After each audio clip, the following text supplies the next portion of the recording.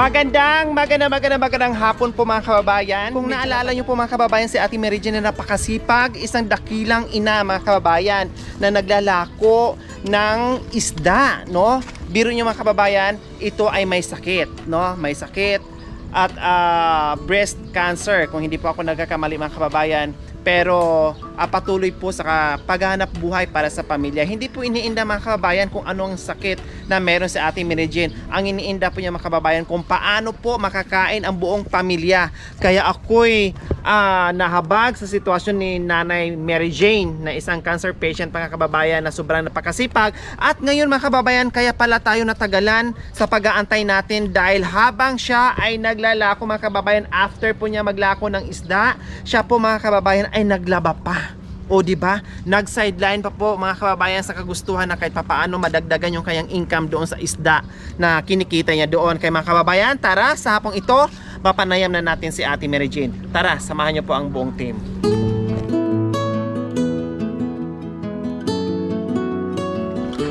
Hello, Ate Mary Jane, kumusta na ikaw? O bakit medyo natagalan kayo ngayon sa pag-uwi nyo, Nanay Mary Jane? Nakilabadan na ako, madam, kasi kulang yung kumikap na wala kasi akong ibabayad sa ano. Nag-graduate yung anak ko, wala po akong ibabayad. Graduate yung anak nyo sa high school? Grade 11 po. Grade 11? Saka, so magkano ba ang bayaran? 1 to saka yung anak ko na isa, 240. Madam, dalawa sila. 240 yung isa. Yung isa 1,200. Oh. So bali 1,500 halos. Yung dalawang anak mo na gagraduate. So kaya natagalan ang pag-uwi nyo dahil after nyo po maglako, after nyo po maubos ang isda na nilalako nyo, naglaba pa kayo. Madam, kasi kulang yung ano ako nang wala ako kasi talaga ibabayad ko. So anong oras nyo naubos yung paninda nyo? Alauna po. Alauna. So anong oras na ngayon? Mag-alas 4 na yata po. 1, 2, 3, 4. So 3 hours po naglaba kayo. So mga 4 hours din po kami nag-aantay sa inyo. Pero hindi bali, no? At yung aming pag-aantay nakita namin kayo at ako'y natutuwa dahil nandoon pa rin yung kasipagan mo at kahit meron kang iniinda pero hindi kayo tumitigil sa paglalaba. Diba nabanggit niyo po sa akin noon ay yung mister niyo may sakit? Hindi masyadong makalakad kasi Anong sakit po ng mister niyo, Nanay Mary Jane? yung paa niya, yung parang pumapayat yung isa, madam. Parang polio, parang ganon? Oo, parang pulmo. Tapos hindi na nakakalakad ng maayos. Hindi So hindi siya nakakapaghanap buhay. Oo, Sa makatuwid, kayo talaga ang naghanap buhay sa lahat ng hanggang sa pamilya. ano na yung paa niya, yung asawa ko, hindi ko nakasama, matagal na. Ako na lang yung naghahanap buhay talaga, madam. Dati, nung malakas pa siya at Dalawa maayos pa kami. yung dalawang paa niya, kasama niyo po sa paglalako. Nag-ano siya, Opo, yung ginagamitan ng binubuhat. Opo, ganito. yung ginagamitan. Mabalikan natin, Ate Mary Jane, doon tayo sa sakit mo. Kumusta na ngayon ang sakit mo? Yun ba ay tuloy-tuloy yung gamutan? Na-monitor mo ba yung check-up? Kumusta, Ate Mary Jane? Oo, madam, gusto nila, operaan nila ako. Pero pag operaan niyo ako, wala nang kakainin ng mga anak ko. Okay. Bahala na lang ng Diyos sa akin, sabi ko, madam. Gusto nila na maoperahan ka. Kailang kayo yung ayaw. Kasi kung maoperahan kayo, syempre, magstay kayo sa ospital. Ilang araw kayo magpapagaling. So ang iniisip nyo, maguguto man ang pamilya mo. Parang ayaw mong operahan kasi walang maghahanap buhay. Oo, talaga, madam. Pero okay yung sinabi ng mga anak nyo, Ate Mary Jane. Kasi kung halimbawa ngayon kaya nyo pa magtrabaho, tama po. Sa ngayon kaya nyo pa po magtrabaho kasi nakakayanan nyo pa, no? At paano pag dumating yung punto, yung panahon na hindi nyo na kaya magtrabaho at lumala yung sakit nyo? Kundi lalong kawawa yung mga anak Kasi talagang hindi na kayo makakapagtrabaho. Pero kung ngayon, habang meron pang mga anak, no? Sabihin nyo muna sa mga anak, anak, gumawa muna kayo ng paraan. At ako'y magpapa-opera muna, magpagaling muna ako. Kasi kawawa tayo, pag nagkasakit ako, pag hindi ko na kaya, paano kayo? Paano yung pag-aaral nyo? Paano kayo? Paano ang pagkain natin sa araw-araw? Di ba po, Ate Mary Jane? Natatakot kasi ako, madam, kasi marami na naman ako nang naipirang ng suso. Yun. So, hindi lang doon yung iniisip mo sa paano yung buhay-buhay nila, paano yung araw-araw nila, paano yung pagkain nila doon sa halimbawa kung kayo ay magpa-opera. Ang iniisip mo, takot din kayo maoperahan baka mamaya kung ano mangyari sa inyo. Ay, hindi yun. Okay yun. No? Basta ang importante, manalig ka sa Diyos, no? Yung tiwala mo, nagagaling ka, ay talagang hindi ka dapat matatakot, Ate Mary Jane. So, ngayon, Ate Mary Jane, yung gamot mo, tuloy-tuloy yung gamutan. Opo, madam. So, ilang klaseng gamot yon iniinom mo? Dalawa, madam. Dalawang klaseng gamutan. Na minsan mabili mo, minsan hindi. Hindi, madam. Sobrang nakabag ako, Nanay Mary Jane, kasi biro nyo, isang cancer patient kayo, tapos unang-una bawal yan pag sobrang pagod, sobrang trabaho, 'di ba? Pero grabe yung trabaho nyo, 'di ba? Kayod kalabaw. Biro nyo, binibit-bit nyo mabigat tong isda. Then after nyo maglako, maglalaba kayo para dagdag income.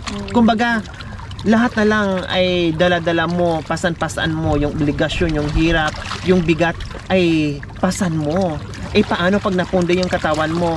Lalong-lalo na ay isang cancer patient kayo. Paano po? Lalong kawawa yung mga anak nyo, Nanay Mary Jane. Yun nga ang iniisip ko, madam, kasi ayaw ko naman kasi magutom yung mga anak ko.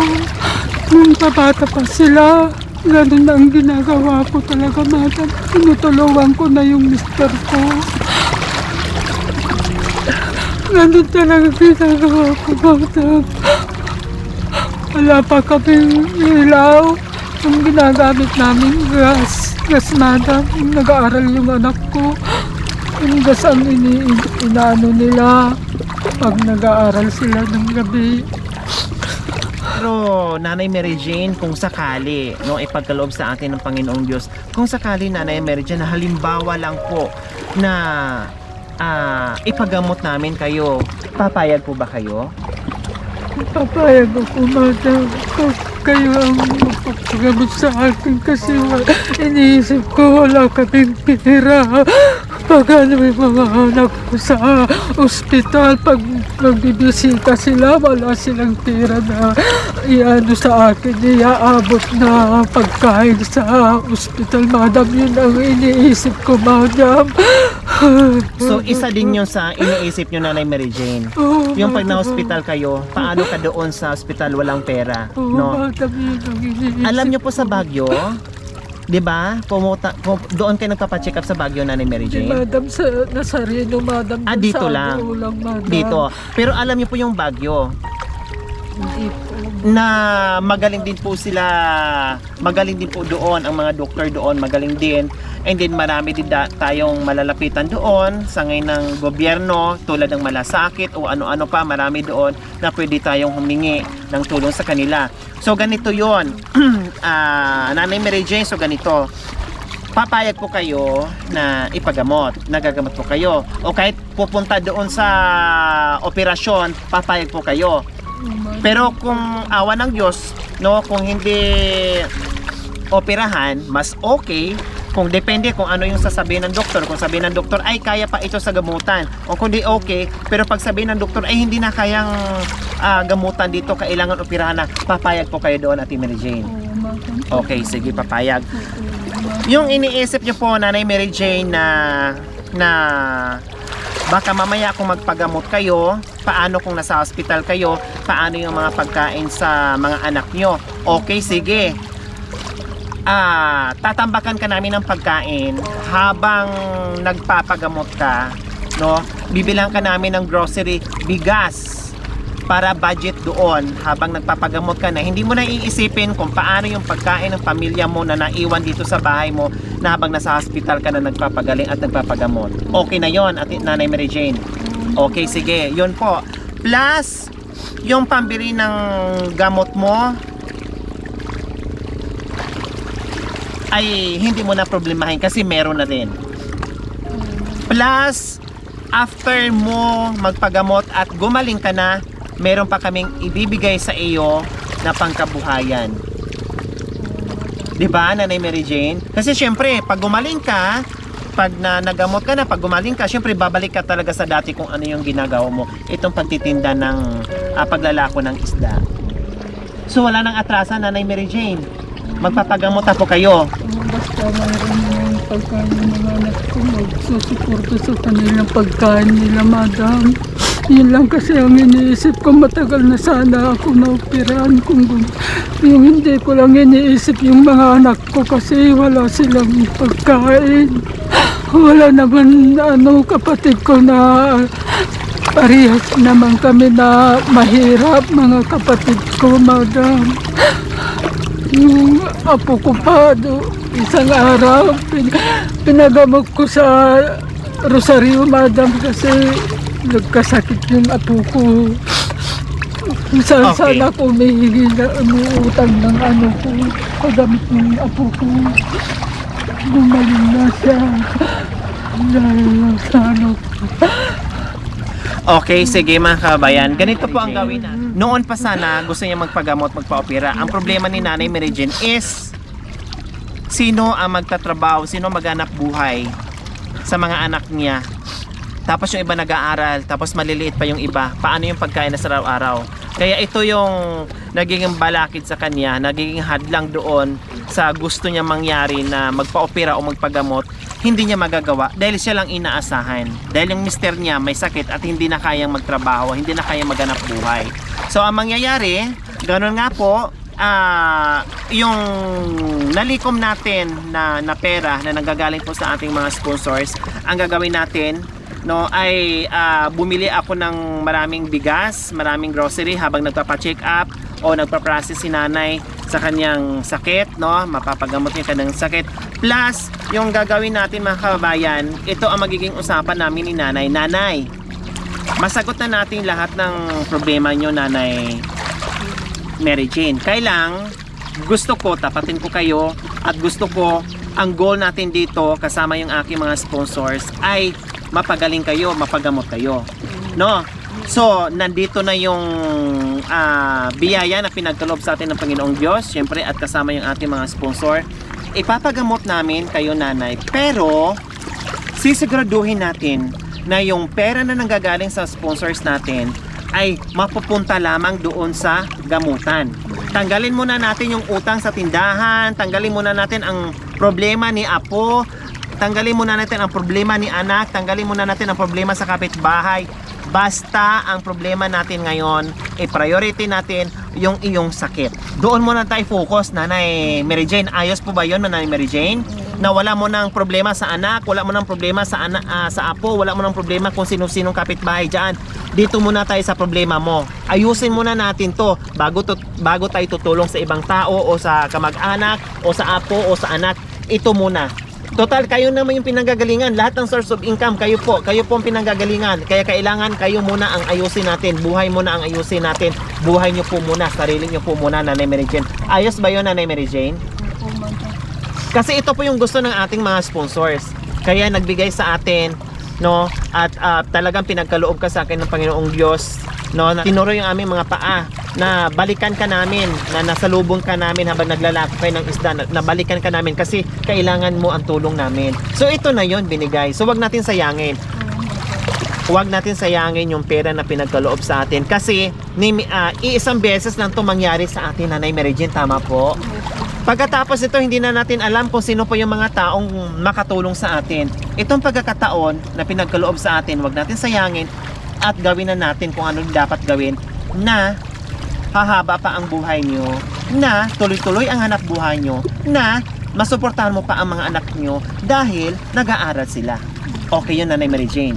Okay, sige. Yun po yung nagiging usapan namin ni Nanay Mary Jane. Kaya nasabi ko po yung mga kababayan na i-priority muna namin yung problema ni Nanay Mary Jane.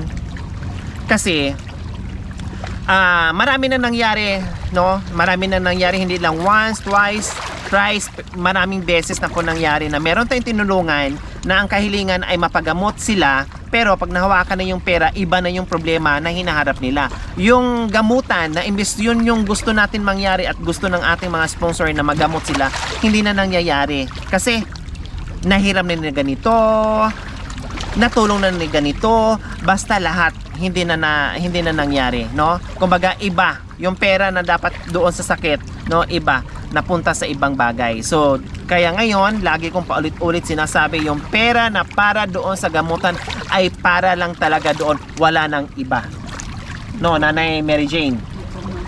Kasi yung ibang bagay, ibang problema, madali na lang yung solusyonan, magawaan ng paraan yan. Pero itong problema mo, walang sino mang kapitbahay o anak na makakatulong. 'Di ba po? Kasi kailangan nyo maghanap buhay para din sa kanila. Kaya mas maganda, unahin mo muna yung sarili nyo po, Nanay Mary Jane, para mas lalong makatulong ka sa kanila pagdating ng panahon. Kasi kayo po yung inaasahan. Kaya kailangan magpagaling po kayo. No? Okay, sige, Nanay Mary Jane, nandito kami ngayon at marami kaming surprises sa inyo.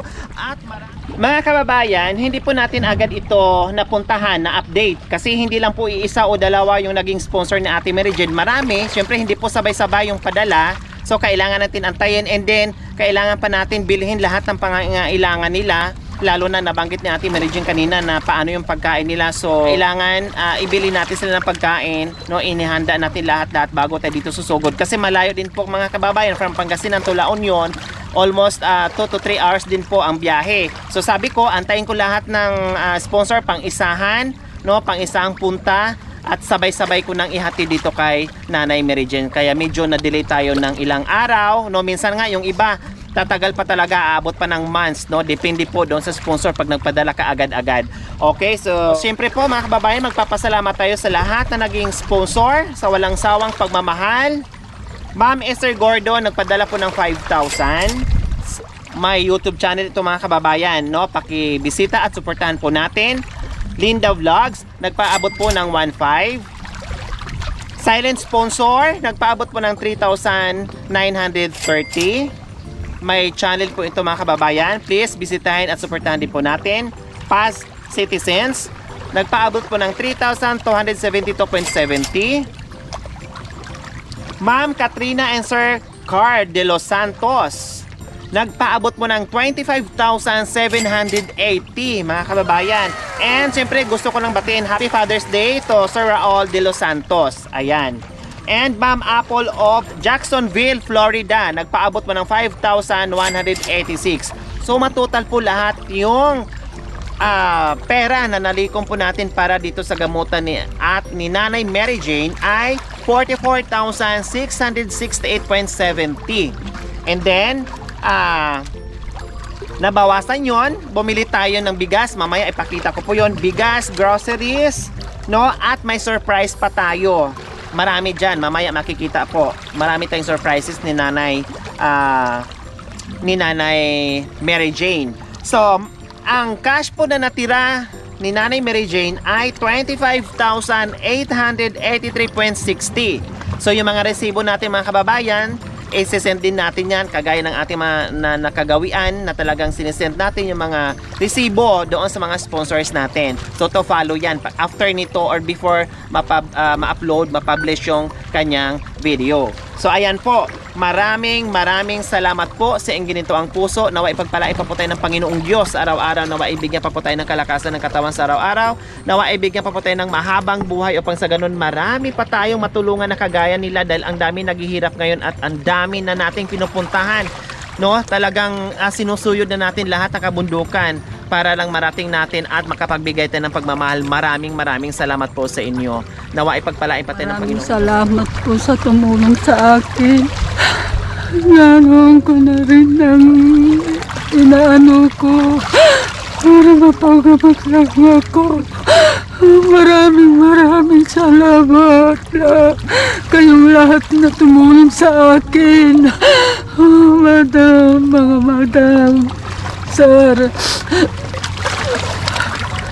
Walang anuman po, Nanay Mary Jane. Yun ang gusto lang namin sa iyo ay mapagamot ka, gumaling ka para sa pamilya at mas lalo ka pa makatulong sa kanila. Okay, nandito na po, ibigay na po natin. Ayan. 1,000, 2, 3, 4, 5, 6, 7, 8, 9, 10, 11, 12, 13, 14, 15, 16, 17, 18, 19, 20, 21, 22, 23, 24, 25, 5, 6, 7, 8, 1, 2, 3, 4, 80. So, 800, so 85. Ayan. So, 25,883.60. Nanay. Okay, sige. So, ayan po mga kababayan, nabigay ko na po kay nanay at nahatid ko na kay nanay, no? At ngayon, ipapakita pa namin yung ibang surprises natin kay nanay Mary Jane. So, ayan po mga kababayan, hakot. Parang grocery na parang may grocery na si Ate Mary Jane. Ayan, tulong-tulong.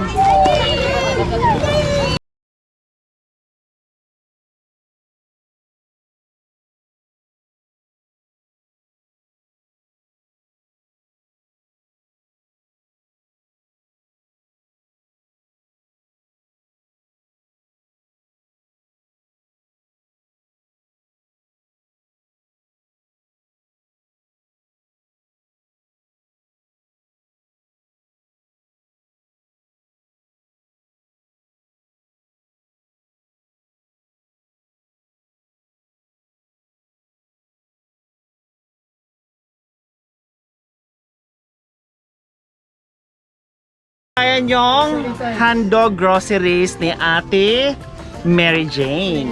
Gaya ng aking sinabi mga kababayan, hindi lang yan, meron pa!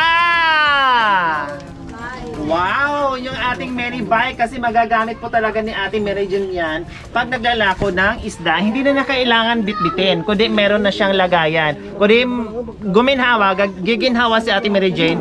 Hindi yung araw-araw yung bitbitin yung mabigat na isda, no? At kung saan-saan siya pupunta, kung saan-saan siya papasok, habang bitbit-bitbitin yung mga isda. So ngayon, magiging madali na lang sa kanya dahil meron na siyang mini pedal. At hindi lang isda mga kababayan yung kanyang pwedeng ilagay dyan. Marami pang iba tulad ng mga gulay, prutas, no?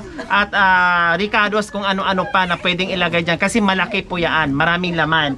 So ito po yung mga kababayan na sinasabi ko na habang nagpapagamot, nagpapagaling si Ate Mary Jane, no, hindi lang niya alalahanin kung paano yung pamilya niya, kung may makain ba, kung may kita ba siya sa araw-araw. Habang nagpapagamot siya, panatag yung kayang isipan, makapag-concentrate siya doon sa pagpapagamot niya kasi meron ng mga pagkain. So, ang inuna ko po talaga mga kababayan, dahil ito ang unang pangunahing kailangan natin sa araw-araw, ay yung bigas. Kasi yung itong mga ulam, no, madali na lang hanapin yan, lalo na pag may gulay, no, madali na lang. Pero ito kasing bigas, hindi mo pwedeng ihingi sa kapitbahay. Mahirap talaga. So inuna ko, siguro naman, no, matapos na si Ate Mary Jane sa kanyang pagpapa-check up, hindi pa ito maubos sa kanila kasi iilan lang naman sila dito sa loob ng bahay.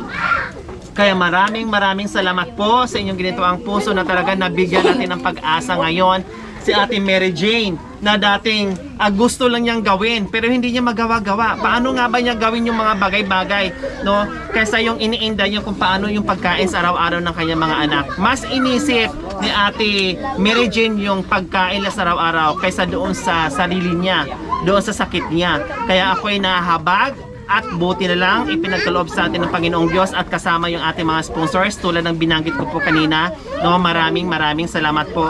At mag-update pa tayo dito kay Ate Mary Jane. Aalamin natin kung ano po yung nangyayari sa check-up, sa paggamutan.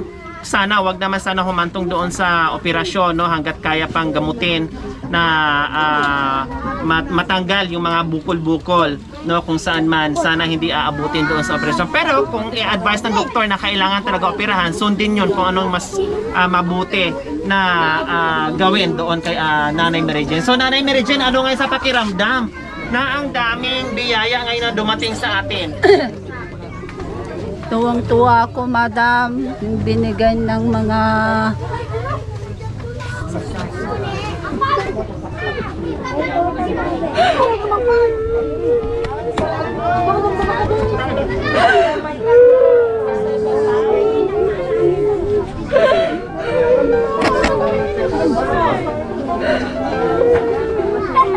Maraming salamat po nung nagbigay sa akin ng tulong. Maraming salamat po.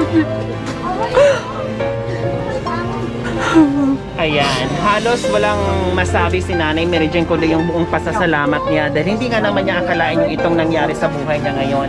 Na yung bang tipong naglalako ka lang ng isda, no? And then merong hihinto sa'yo, no? At magbigay ng biyaya na buong iniisip ni Nanay Mary Jane ay yung tanging paano ba niya ubusin yung mga paninda niya? Paano ba siya makauwi ng bahay na may bit-bit na pagkain para sa anak niya? Kumbaga buong buhay ni Ate Mary Jane ay wala siyang iniisip kundi yung buhay dito sa mga pamilya niya. Kaya maraming salamat po talaga. Tulad kanina, after niya maglako ng isda, naglaba muna siya para madagdagan yung income niya. Para pag uwi niya, bukod doon sa may maibili siyang pagkain plus yung gamot niya na meron siyang maintenance. Kaya talagang nahahabag ang puso ko, lalong-lalo na sa isang tulad niya na isang cancer patient na talagang ginagawa niya lahat-lahat para dito sa pamilya niya. So, okay, sige.